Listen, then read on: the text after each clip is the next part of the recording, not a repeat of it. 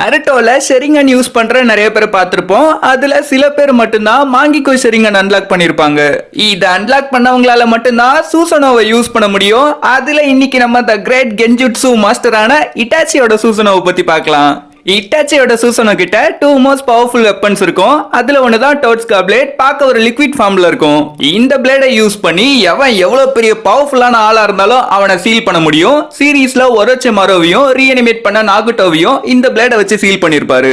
அடுத்து யாட்டா மிரர் இதை வச்சு எவ்வளவு பவர்ஃபுல்லான சக்ரா பேஸ்ட் அண்ட் டைஜுட்சு பேஸ்ட் அட்டாக்கையும் தடுத்துற முடியும். கிட்டத்தட்ட ஒரு ஷீல்டு மாதிரி தான். இதை வந்து சாசுகே கூட நடக்கிற அந்த ஃபைனல் பேட்டில்ல யூஸ் பண்ணிருப்பாரு.